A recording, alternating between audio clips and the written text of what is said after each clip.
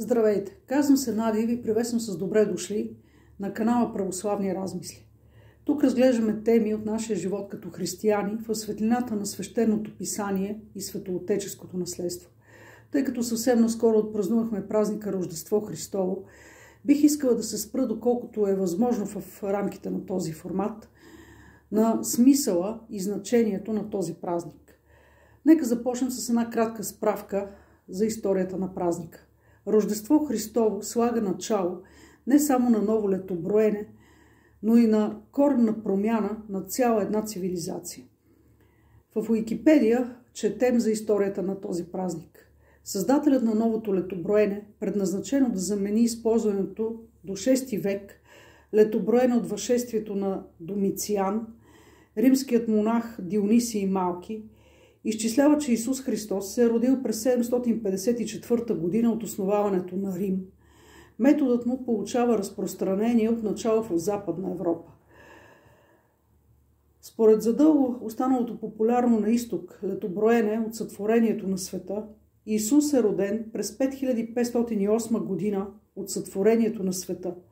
В ранното християнство празникът Рождество Христово няма устойчива дата. Източните църкви празнували това събитие на Богоявление, 6 януари, още по времето на император Константин Велики, преди 336 година. В 3 век Ориген увещава християните да не го празнуват на този ден, като посочва, че на този ден праведният Йофи и пророк Еремия са скърбели. Църковните отци от 3 и 4 век, свети Иполит Римски, Тертулиан, Йоан Златоуст, Кирил Александрийски, Блажени Августин, Климент Александрийски посочват 25 декември като исторически по-подходяща дата за Рождество Христово. В Рим Рождество Христово се празнува през втората четвърт на 4 век. Свети Василий Велики въвежда празника в Константинопол в 379 година, по други сведения около 377, по заповед на император Аркадий и по внушението на свети Йоан Златоуст, а в 430 започват да го празнуват в Александрия. Арменската църква празнува Рождество Христово на 6 януари. Първата църковна служба на празника се датира от науката в 5 век. В крайна сметка никой не знае точната дата на рождението на Божия син Исус Христос. Важен е смисълът на празника Рождество Христово, което искам да разгледаме по-подробно. На този празник църквата празнува въплъщението на Божието Слово в личността на Исус Христос. Това събитие променя из основи човешката история.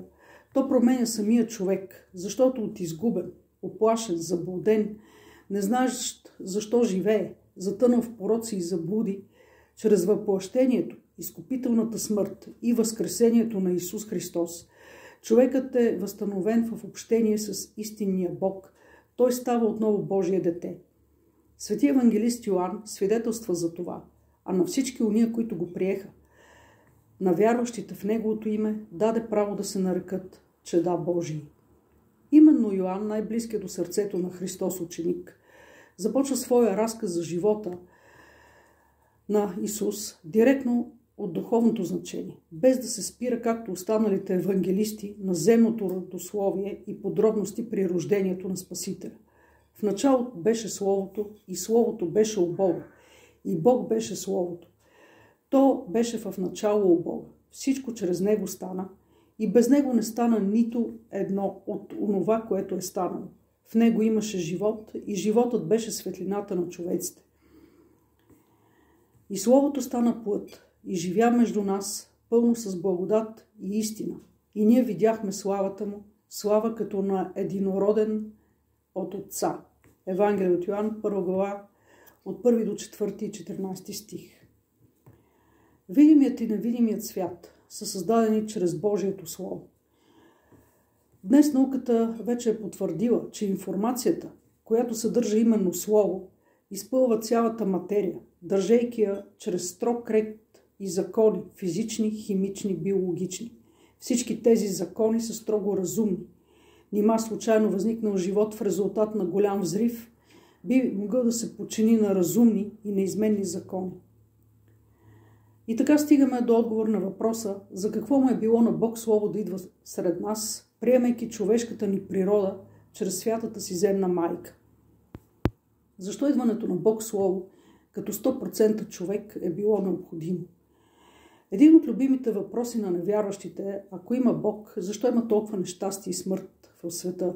Защо умират невинни хора, деца? Защо има болести и мизерия?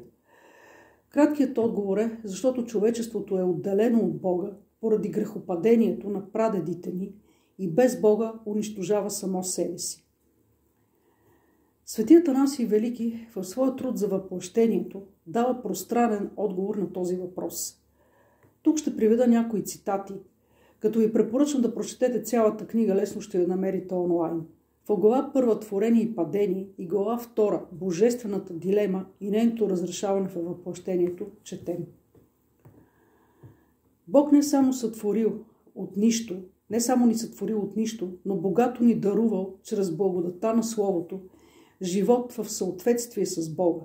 Обаче човеците, като отхвърлили вечните неща и обръщайки се по съвет на дявола към тленните, се превърнали в причината за собственото си тление в смърт, бидейки, както казах преди, тленни по природа, макар и предназначени по благодатта на своята причастност в Словото, да се откъснат от природното си състояние, ако се съхранели добри, защото поради пребиваването на Словото с тях, дори тяхното природно тление не можело да ги застигне.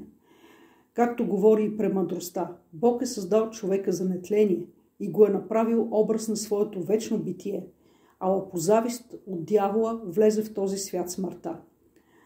Но когато това станало, човеците започнали да умират, а тлението взело да ги надвива и да господарува над тях, дори в още по-голяма от свойствената му степен, защото поради престъпването на заповедта, разполагало и с заплахата на божеството като допълнително преимущество срещу тях. Тук искам да вметна следната бележка. Какво представлява греха? Грехът е нарушаване на Божиите закони. А това нарушаване разваля и разстройва божествените закони, по които се движи мирозданието и винаги по правило като бумеранг се връща върху нарушителя. А дори в своите грехове, човеците не се спирали пред никакви граници, но вървели постепенно от лошо към по-лошо, изобретявайки в началото злото и навличайки си така смърт и тление, те отпосле се предали на неправдата и надхвърлили всякакво беззаконие, и като не се спирали пред никакво злодеяние, но непрестанно измисляли всякакви нови видове злодейства, те станали ненаситни в съгрешаването, понеже навсякъде имало прелюбодеяния и кражби, убийства и грабежи изпълнили цялата земя. А колкото до корупция и неправда, законът се пренебрегвал и всякакви престъпления се извършвали, както навсякъде, както по-отделно, така и съвкупно. Градове воювали с градове, народи се надигали против народи, цялата земя се раздирала от народни разпри и сражения, като всеки човек се надпреварвал с другите в беззаконие. Дори престъпленията против природата не били непознати, но както говори апостолът и свидетел на Христа, жените им замениха естественото потребление с противоестествено. Също и мъжете, като оставиха естественото потребление на женския пол, разпалиха се с похоти едни към други и вършиха срамоти и мъже на мъже, да получаваха в себе си отплата, каквато подобаваше на тяхната заблуда. И така още веднъж какво решение е било възможно да вземе Бог? Да иска покаяние от човеците за тяхното престъпление. Това би могло да се счете достойно за Бога, сякаш както чрез престъплението човеците са станали подвластни на тление, така и чрез покаяние биха могли да се върнат отново към нетлението. Но покаянието първо нито би отговаряло на онова, което е истинно в Бога, защото ако човеците не останали в хватката на смъртта, Бог пак щял да остане истинен. Бог пак щял да остане неистинен, извинявайте. Нито пък второ, покаянието извеждало човеците от присъщото на тяхната природа, а естествено ги предпазвало да не съгрешават. Ако това било случай единствено на престъпление, а не на следващо след него тление, покаянието би било напълно достатъчно.